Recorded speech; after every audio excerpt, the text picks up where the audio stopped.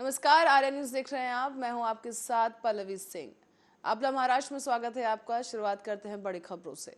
देश में आज राष्ट्रीय एकता दिवस मनाया जा रहा है। 2014 से लेकर इस दिन को राष्ट्रीय एकता दिवस के रूप में मनाया जाता रहा है और भारत के पहले गृह मंत्री सरदार पटेल को सम्मान देने के लिए उनकी जयंती पर ही ये दिवस मनाया जाता है।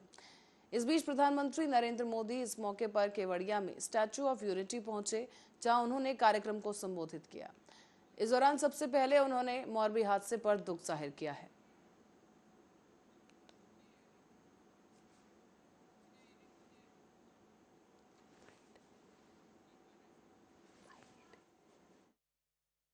कर्म और मैं एकता नगर में हूं, पर मेरा मन मोरबी के पीड़ितों से जुड़ा हुआ है।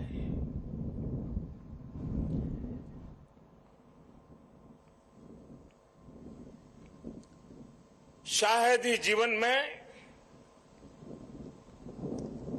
बहुत कम ऐसी पीड़ा मैंने अनुभव की होगी।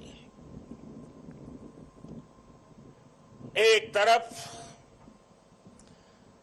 दर्द से भरा पीड़ित दिल है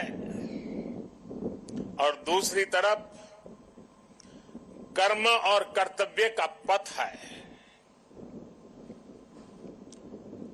इस कर्तव्य पथ की जिम्मेवारी को लेते हुए मैं आपके बीच में हूं, लेकिन करुणा से भरा मन उन पीड़ित परिवारों के बीच में है। हादसे में जिन लोगों को अपना जीवन गंवाना पड़ा है, मैं उनके परिवारों के प्रति अपनी संवेदना व्यक्त करता हूं। दुख की इस घड़ी में सरकार हर तरह से पीड़ित परिवारों के साथ है। गुजरात सरकार पूरी शक्ति से कल शाम से ही राहत और बचाव का और लौह पुरुष सरदार वल्लभ भाई पटेल की जयंती के अवसर पर बुल्ढाना में एकता दिवस मनाते हुए एकता दौड़ का आयोजन किया गया। इस बीच जिला प्रशासन ने नेहरू युवा केंद्र और जिला खेल अधिकारी की ओर से एकता दौड़ का आयोजन किया है। इस दौड़ में कई विद्यालय के विद्यार्थी और कई खेल संघ के खिलाड़ियों समेत बड़ी संख्या में आम जनता ने भी हिस्सा लिया।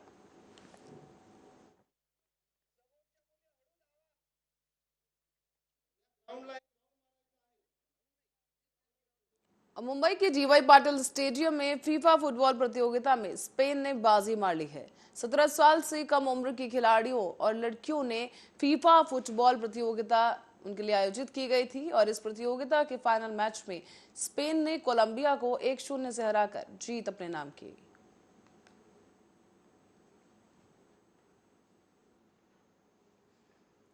केंद्रीय मंत्री राव साहब दानवे ने जालना से तिरुपति बालाजी के शुरू हुई साप्ताहिक ट्रेन को हरी झंडी दिखाकर रवाना किया है। बताया जा रहा है कि ट्रेन जालना से तिरुपति रेलवे सेवा शुरू होने से मराठावाड़ा इलाके के यात्रियों को काफी सुविधा होगी। मराठावाड़ा से तिरुपति के लिए साप्ताहिक 4 ट्रेनें चलती हैं, लेकिन यात्रियों की संख्या में जो बढ़ोतरी आ रही है, उसी के कारण नई ट्रेनें शुरू करने की मांग लगातार बढ़ रही थी, जिसको ध्यान में रखते हुए इन नई ट्रेनों को संचालित किया गया है। हे बघा, हे राजकीय भाषणं याच्यावर रोज प्रतिक्रिया देणं काही योग्य नाही आहे। नानाच्या बोलण्यावर तर बोलूच देण्याची गरज नाही आहे। राजकारणामध्ये विरोधात गेल्याच्या नंतर आपली माणसं आपल्यासोबत टिकवण्यासाठी अशा प्रकारचे वक्तव्य जर नाही केले तर आज जी त्यांच्या सोबत असलेली माणसं आहे ते कदाचित पुन्हा फुटून आमच्याकडे येऊ शकतात, म्हणून अशा प्रकारचे वक्तव्य केले जातात। राणा आणि बच्चू कडूमध्ये वाद चालू आहे। बच्चू कडू आज मुंबईला गेलेत, मुख्यमंत्र्यांची भेट घेणारे, वाद भेटेल का? मुख्यमंत्री आणि उपमुख्यमंत्री सक्षम आहेत। महाराष्ट्र में 10 दिनों से विधायक रवि राणा और बच्चू कडू के बीच चल रहा विवाद लगभग खत्म हो चुका है। बताया जा रहा है कि मुख्यमंत्री एकनाथ शिंदे और उप मुख्यमंत्री देवेंद्र फडणवीस से मिलने के बाद पत्रकारों से बात करते हुए रवि राणा ने बच्चू कडू के खिलाफ अपने जो वक्तव्य थे उन पर खेद व्यक्त किया है। आपको बता दें कि हालांकि बच्चू कडू ने कहा कि वो अपने कार्यकर्ताओं से बात कर अपनी भूमिका कल स्पष्ट करेंगे।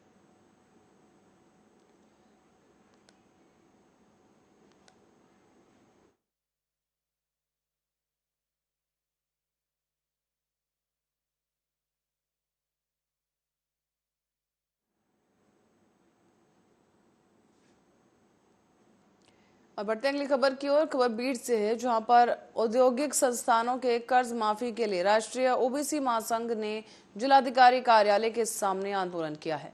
किसानों ने इस दौरान कर्ज माफी के बाद अब उद्योगों के भी कर्ज माफी की बात सामने आने लगी है। संघ ने मांग की है कि ओबीसी आर्थिक विकास मंडल जिस तरह से कर्ज माफ किया गया, उसी प्रकार से अन्य महामंडलों के द्वारा उद्योगों के लिए कर्ज माफ किया जाए।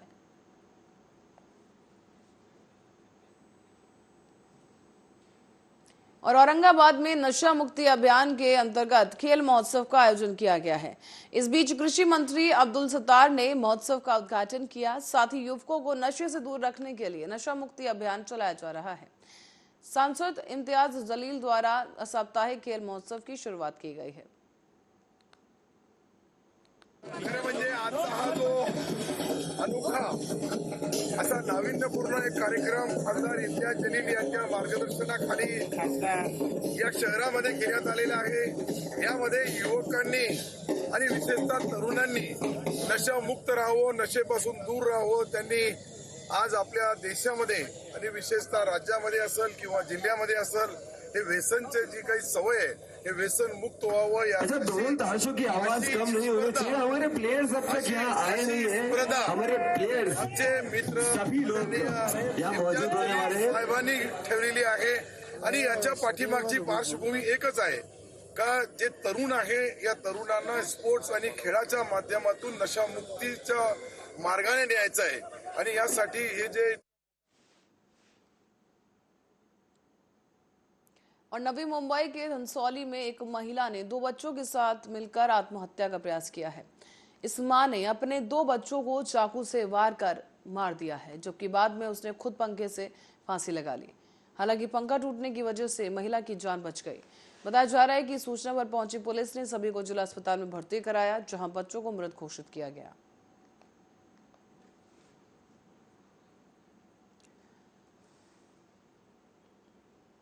वर्धा में मूसलाधार बरसात के कारण जिन किसानों की फसलें बर्बाद हुई थी, उन सभी किसानों के खाते में सरकारी मदद की राशि जमा करवा दी गई है। मदद राशि मिलने के बाद किसानों के चेहरे पर खुशी दिखाई दी। 6 एकर अतिवृष्टीत माझं तुमचं शेत म्हणजे बुडलं होतं का? हो, बुडलं होतं, वाहून गेलं, आणि त्याचे मग पीक पूर्ण नष्ट झालं का? पूर्ण नष्ट झालं, पराठी होती तर। आणि त्याचे अतिवृष्टीचे पैसे तुमच्या खात्यावर जमा झाले का? हो, किती रुपये झाले? 32,500। 32,500 रुपये जमा झाले। एनटी मारून पाहिली का बँकेत? हो, एंट्री पास कोणत्या उचलले। बँकेत आपलं खातं? SBI। मग ते त्या पैशाचं काय केलं तुम्ही जे उचलले ते?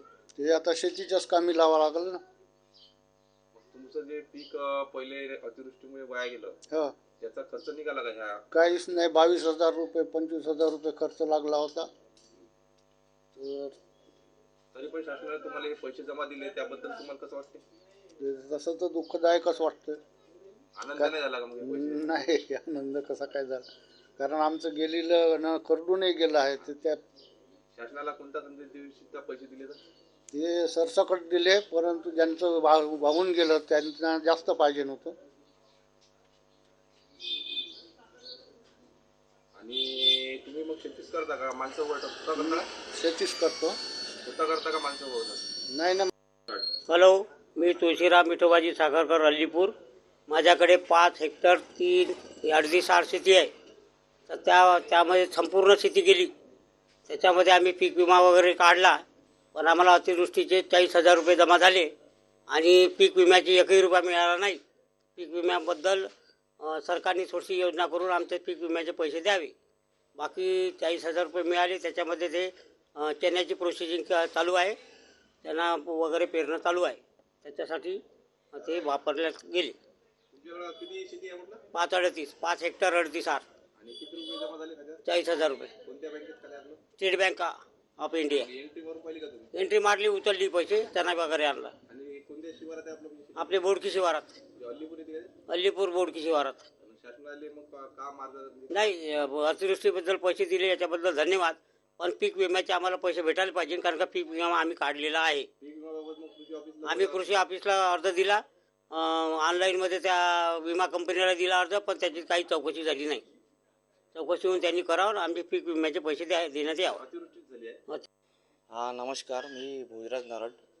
मागच्या पाण्यामुळे अतिवृष्टी झाली होती, तर त्याची नुकसान भरपाई सरकारने आम्हाला माझ्याकडे 3 एकर शेती आहे ओलीत, तर सरकारने माझ्या खात्यामध्ये 12,240 रुपये जमा झाले. मी सरकारला धन्यवाद देतो. तुमचं शेती पाण्यात बुडली होती का? हो 3 भाग बुडली होती. आम्हाला त्याची डबल लागवड वगैरे करावं लागली? डबल लागवड करावी लागली. आता आहे केव्हा झाली पैसे? हे आताच समजा दिवाळीच्या अगोदर. किती रुपये? 12,240 झाले. माझं शेत 1 हेक्टर 20 आर आहे, तर ते कोणत्या भागात? अल्लीपूर शिवारामध्ये. आणि मग कोणत्या बँकेत जमा झाले? स्टेट बँकेमध्ये. तुम्ही एंट्री मारून पाहिली का? एंट्री मारली, पैसे पण काढले. काय केलं त्यामध्ये? दिवाळीला कलरिंग, पेंटिंग, हे ते फटाके बिटाके सगळं व्यवस्थित झालं. तुम्ही शासनाला काम काही काय शासनाला? काही नाही, धन्यवाद देतो शासनाला, कारण आम्हाला नुकसान भरपाई मिळाली. ब्रेक के बाद फिर एक बार आपका स्वागत है महाराष्ट्र बुलेटिन में। खबरों में आगे बढ़ेंगे, ठाणे की ओर रुख करते हैं, जहां से खबर है कि एक इमारत का हिस्सा ढह गया है। इस हादसे के दौरान 2 लोग जख्मी हुए, जिन्हें इलाज के लिए अस्पताल में भर्ती कराया गया। बताया जा रहा है कि नजदीकी अस्पताल में उनका उपचार जारी है और साथ ही साथ इस पूरे मामले की जांच भी जारी है। तस्वीरें हम आपको दिखाते चलें, घटनास्थल की तस्वीरें हैं, जहां बताया जा रहा है कि एक इमारत का हिस्सा अचानक से भरभरा कर गिर गया। तस्वीरों में देखा जा सकता है कि ये छत गिरी है, जो कि बीचों बीच से टूटकर नीचे गिर गई है और इसी के मलबे में फंसने की वजह से 2 लोग घायल हो गए हैं। हालांकि घायलों को इलाज के लिए समय रहते अस्पताल में भर्ती कराया जा चुका है, जहां उनका इलाज जारी है।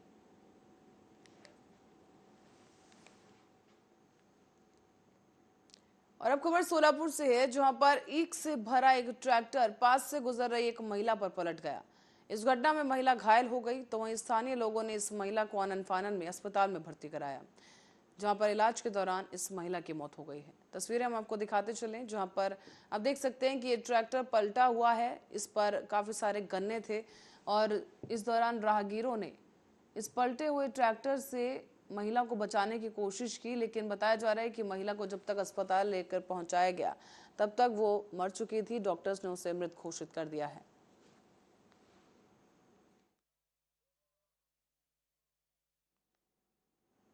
और अमरावती जिले में प्रभात सिनेमा के पास स्थित 2 मंजिला इमारत गिर गई है। इस घटना में 5 लोगों की मौत हो गई और मृतक एक व्यक्ति ऐसा जिसकी पहचान फिलहाल नहीं हो सकी है। इस इमारत को धोखादायक घोषित कर प्रशासन के द्वारा इसे तोड़ने का काम भी जारी था।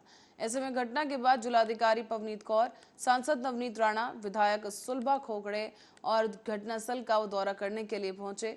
तस्वीरें भी आप देख सकते हैं कि यहाँ पर भारी संख्या में लोग मौजूद हैं, कर्मचारी यहाँ मौजूद हैं और जेसीबी की मदद से मलबा हटाया जा रहा है। और बताया जा रहा है कि भरभरा कर ये इमारत अचानक से गिर गई और इस इमारत को गिराने का काम नगर पालिका की तरफ से पहले से ही जारी था, लेकिन इस दौरान ये हादसा हुआ है, जहाँ 5 लोगों की मौत हो गई।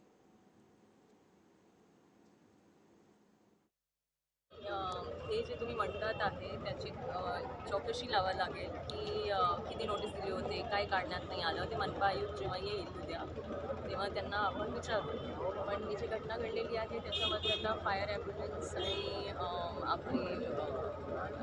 ॲम्ब्युलन्स आणि मनपाच्या लोकांनी JCB लावून आता हे लवकरात लवकर जवळपास 6 बॉडीज काढलेले आहेत, ज्याच्यामध्ये 4 बॉडीज डिक्लेअर्ड डेड आहे आणि 2 इंजर्ड आहे। आताच माझं सिव्हिल सर्जनशी बोलणं झालं, तर इरविनमध्ये त्यांचे उपचार सुरू आहेत।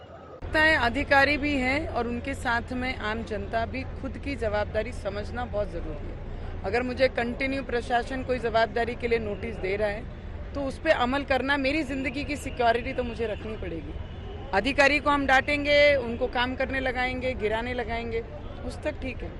तो जब नोटिस आती है उसके बाद मेरा भी कर्तव्य बनता है। तो मैं सभी को विनंती करूँगी हाथ जोड़ के कि ऐसी दुर्घटना कभी किसी के साथ ना हो। अगर कोई नोटिस कोणाला देता है डिपार्टमेंट, तो आपने ज़रूर उस पर अमल करना चाहिए, क्योंकि कोई भी अधिकारी का आपके साथ में कोई प्रॉब्लम नहीं है। वो आपके जान और सिक्योरिटी के लिए आपको नोटिस देती हैं, तो उस पर अमल। और चंद्रपुर ने टाइपिंग में एक अनोखा रिकॉर्ड दर्ज किया है। बताया जा रहा है कि अभ्यास और प्रैक्टिस के माध्यम से इस शख्स ने अपने मुंह में कलम पकड़कर अंग्रेजी वर्णमाला की सबसे तेज 6 से 7 सेकंड में टाइपिंग का रिकॉर्ड बनाया है। इसी के साथ ही इस शख्स ने आंखों पर पट्टी बांधकर सबसे तेज गति से केवल 12 से 13 सेकंड में A to Z लिखने का रिकॉर्ड अपने नाम दर्ज किया।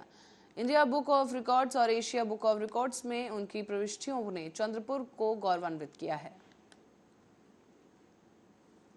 2 रेकॉर्ड आहे, एक ब्लाइंड फोल्डेडचा रेकॉर्ड आहे आणि एक तोंडामध्ये पेन घेऊन तो मी रेकॉर्ड कायम केला आहे। माझ्या दोन्ही रेकॉर्डची नोंद इंडिया बुक ऑफ रेकॉर्ड आणि एशिया बुक ऑफ रेकॉर्डमध्ये झालेली आहे। मी गिनीज रेकॉर्डला अप्लाय केला आहे, पण त्यानं वेळ आहे यासाठी रिप्लाय। आणि सर मला टायपिंग एक आवड म्हणून मी त्या टायपिंग क्षेत्रामध्ये आलो। टायपिंग तर सगळे नॉर्मल लोक करून घेतात, बट मला काहीतरी वेगळं करायचं होतं आणि ह्याच उद्देशाने मी एक हँडिकॅप लोकांना डेडिकेट दोन्ही रेकॉर्ड माझे आहे। एक डोळ्यावर फास्ट टायपिंग म्हणून आहे आणि ज्यांना हात किंवा बोटं नाही येते कसे टायपिंग करतील या उद्देशाने मी तोंडामध्ये पेन घेऊन फास्टेस्ट टायपिंग केली आहे, फक्त 12 किंवा 14 सेकंडमध्ये। हा माझे 2 रेकॉर्ड नेमले गेले। हार्वर्ड रेकॉर्ड ऑफ लंडन इथं पण माझं नोंदणीत झालं आहे, बट माझी आर्थिक परिस्थिती कमजोर असल्यामुळे मी ते सर्टिफिकेट मागू शकत नाही आहे। पाहतो खूप अडचणी आल्या। ब्लाइंड फोल्डेडच्या साठी तर मला 30 सेकंद आधी माझा रेकॉर्ड होता। प्रयत्न करता करता मी 6 सेकंदवर आलो, बट जे माउस म्हणजे और छठ पूजा के अवसर पर मुख्यमंत्री एकनाथ शिंदे ने ठाणे जिले में आयोजित विभिन्न छठ पूजा स्थलों का देर रात को दौरा किया। दूसरी तरफ उप मुख्यमंत्री देवेंद्र फडणवीस ने भी मुंबई में जुहू पर आयोजित विशाल छठ पूजा का दौरा किया है और साथ ही लोगों को शुभकामना संदेश दिया।